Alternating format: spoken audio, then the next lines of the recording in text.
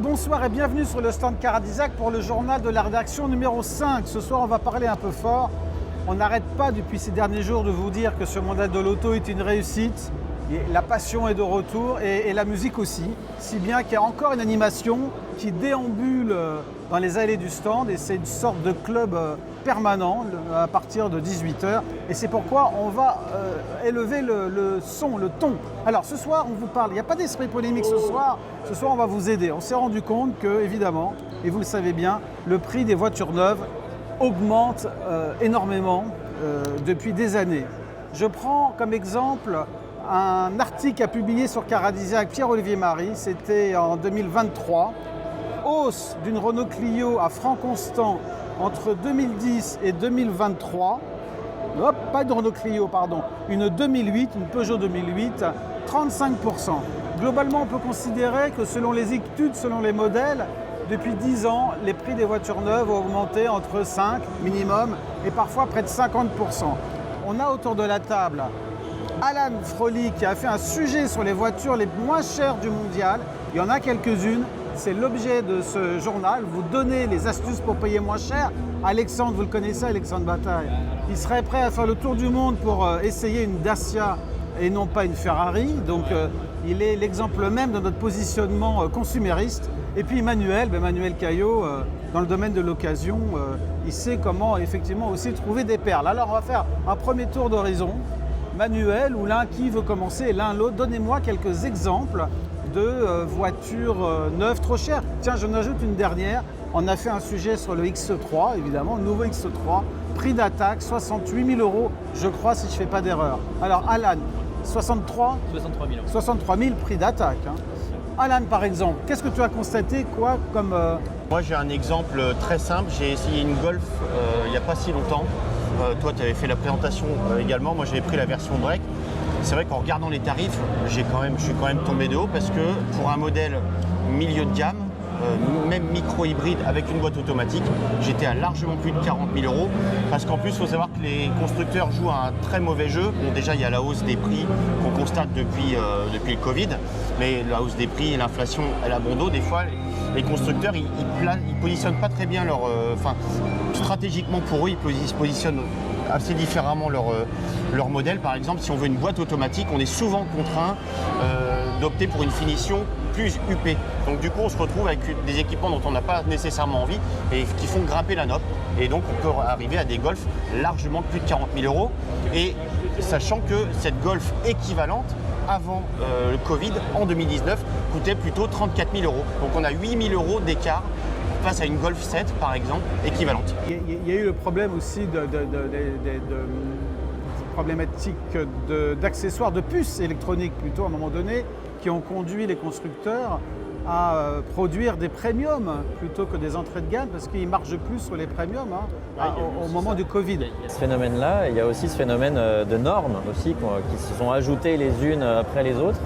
Avec, il faut avoir le détecteur de sous-gonflage, il faut avoir l'alerte de somnolence, ça devient obligatoire. Il faut avoir l'aide au démarrage en côte, il faut avoir ce fameux mouchard dans la voiture, les bips qui nous agacent, nous, quand on dépasse la vitesse limite. Et tout ça, c'est obligatoire aujourd'hui dans les voitures et ça majore. Alors ça, c'est pas la faute des constructeurs par contre. Mais ça majore au final le prix des voitures. Alexandre, tu as des exemples? Oui, alors pour revenir à ce que disait Alan, 8 000 € de plus pour la Golf, ça rentre pile poil dans l'étude de AA Data qui compile vraiment que des données, donc c'est du factuel, c'est pas d'avis. Entre 2018, donc avant Covid, quand le marché se portait bien, le prix moyen d'une voiture en France c'était 26 590 €. Aujourd'hui, c'est 36 082 €. Ouais, ça fait 10 000 € de plus. Là, personne ne peut contester ces chiffres. Voilà, moi je prends la voiture la plus vendue en France, la Clio. Sur la même période, 2018, on était à 15 300 €. Aujourd'hui, c'est 19 000 €. C'est une voiture populaire, la Clio. Et c'est vrai que oui, il y a eu la crise de l'énergie, la crise des semi-conducteurs, le Covid, la mise aux normes. Mais après, sur certains modèles, c'est vrai que les constructeurs en ont bien profité. Mais là, on est en train de voir la tendance s'inverser. Parce que déjà le marché du neuf dégringole. En août, septembre, c'était une catastrophe. Là, ça repart un petit peu à l'équilibre. Et donc, ça veut dire que les gens ne peuvent plus suivre. Et on le voit bien parce que les voitures les plus vendues en France, c'est 208 Clio Sandero 2008 C3 Capture. Voilà. C'est pas vraiment du luxe. Voilà, exactement. Donc, c'est pas vraiment du luxe, c'est ce qu'on dit couramment, la voiture est en train de devenir un produit de luxe. Bah ouais, Exactement. On se demande aussi si les constructeurs n'ont pas augmenté artificiellement le prix des voitures Bien sûr. thermiques, donc les premiers prix, pour réduire l'écart avec les voitures électriques qui restent de toute façon très chères. Là, pour le coup, les électriques, ça ne s'adresse pas aux Français moyens, quoi. C'est malheureux. Ça, c'est le constat, c'est une certitude, les stats le disent. On est au mondial de l'auto, il n'y a quasiment que des nouveautés électriques principalement, qui valent toutes très cher. Pas toutes, pas Ou toutes. alors hybrides, donc qui ont quand même des technologies coûteuses. Même la R5, dont tout le monde trouve magnifique, elle est à près de 30 000 en entrée de La gamme. technologie qui est inévitable. La R5 dans l'absolu, elle paraît très chère, elle l'est. Elle paraît très chère. Pour une R5, ça fait bondir, mais ça reste une voiture électrique, c'est pas tout à fait comparable avec les produits thermiques qu'on connaît. C'est sûr que c'est une citadine, ça paraît très cher, mais c'est électrique. Alors passons au second volet si tu veux bien. Oui. C'est aussi parce que Renault lance en premier lieu les versions les plus chères et ils nous promettent quand même qu'il y aura une version à moins de 25 000 euros. Avec une toute petite batterie qui permettra d'aller nulle part. Mais pourquoi pas hein. Second volet de notre journal du soir, le volet pragmatique pour aider nos lecteurs. Est-ce qu'il existe sur le mondial ou ailleurs des voitures moins chères? C'est le sujet qu'a publié Alan en vidéo, vous pouvez le retrouver sur Caradissac, c'était hier, à la recherche des voitures les moins chères. Qu'as-tu trouvé? Vous en avez chacun, mais qu'as-tu trouvé alors? Évidemment, il faut filer chez Dacia, ça c'est sûr. Même si Dacia est monté en gamme, on a quand même des véhicules moins chers à prestations équivalentes par rapport à la concurrence. On a toujours la Sandero, 12 240 euros en 12 240 euros prix de base. Ouais. Ça, c'est de loin la moins Mais chère. personne n'achète cette version. Je sais. Ouais. Personne n'achète, mais si tu rajoutes quelques équipements, allez, tu vas monter Ouais, à 14, c'est 14. pas dramatique, Non, 15. non, ça Parce va. qu'il faut savoir qu'après, j'ai été chercher parmi les plus petites voitures du marché, je suis tombé sur Capicanto, qui vient d'être renouvelé récemment. Capicanto, c'est 15 990 minimum pour une Ouais. voiture de 3,60 m. Et la nouvelle c'est cher. C3 est pas chère. En Alors fait. non, là, C3 pour le est coup- bien placé pour le coup, 14 990 prix de base. Et justement, on voit que, comme disait Alan, Dacia change un peu son positionnement et veut se décoller de l'étiquette low cost et passe sur du outdoor. C'est le message qu'ils veulent faire passer. Et j'ai l'impression qu'au sein du groupe Stellantis, il y a aussi 14 marques à positionner.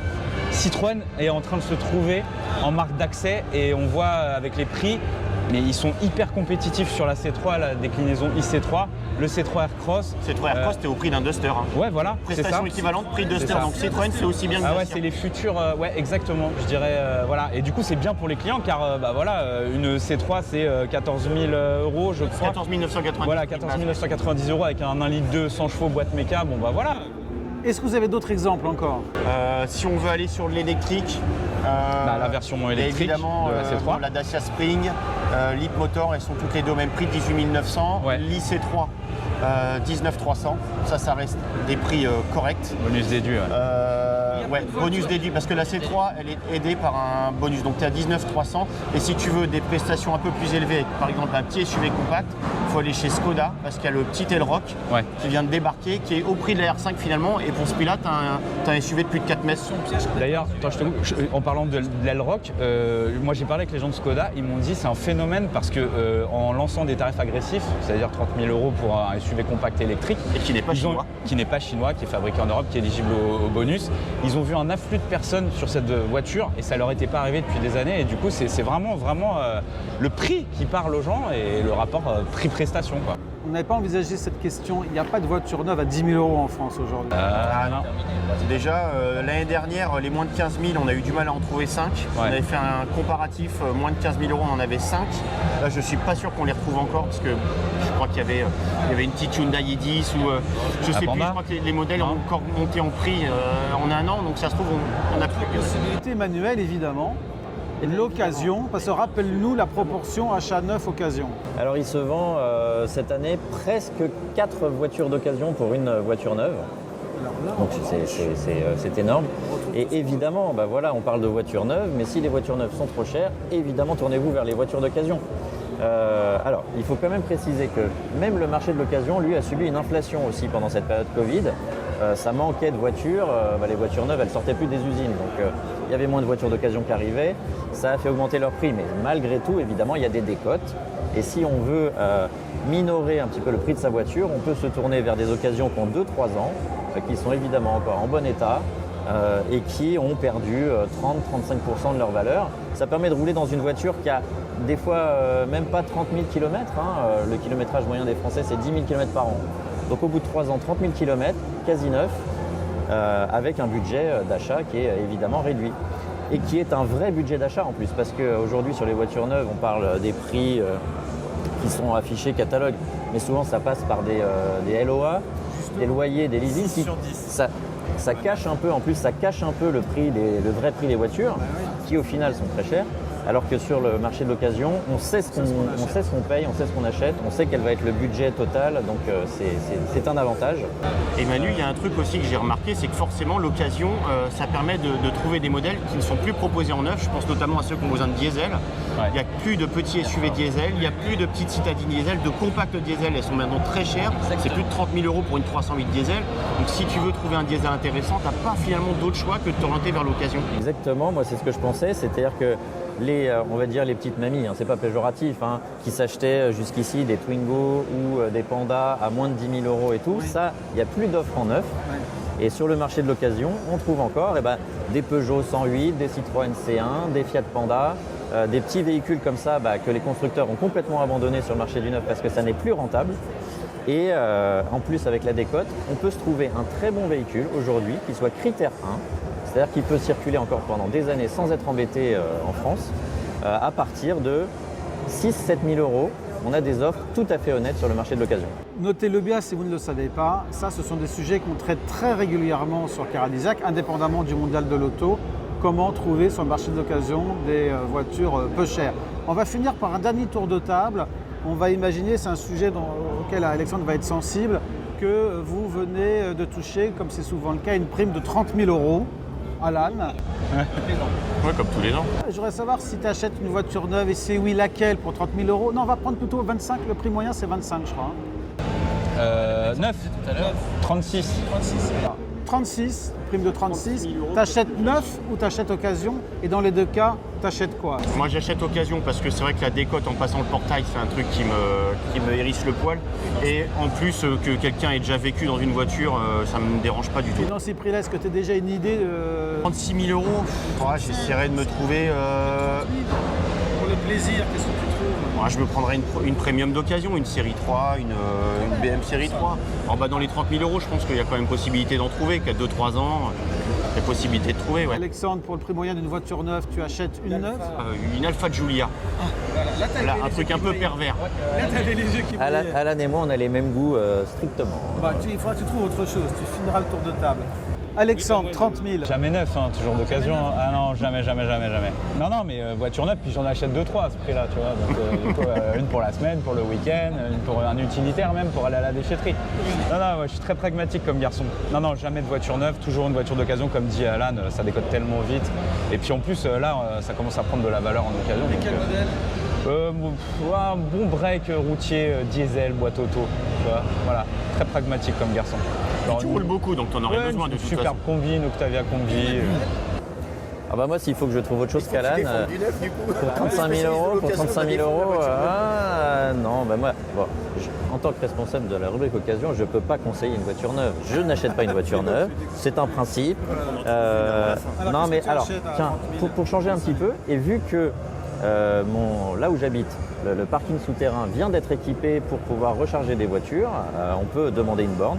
Et je partirais peut-être sur une voiture électrique du coup, mettons une Tesla Model 3 un petit peu performante, une grande autonomie ou une dual motor, ou voire un modèle performance. Peut-être que dans les 35 000 €, c'est pas encore accessible, mais bientôt. Je partirais sur ça, Tesla Model 3 performance. Si on en trouve une à 35 000, je pourrais être client. Voilà quelques idées, merci de nous avoir suivis. On est encore là, vendredi, samedi, dimanche, venez nous voir. Il y a le centre Caradissac, les journalistes sont là, ils vous conseillent. À notre droite, il y a la centrale, même groupe. Plus de 300 000 voitures d'occasion, on vous aidera à en choisir une. Il y a des bornes d'accès, etc. Donc merci, ciao et à demain. Salut!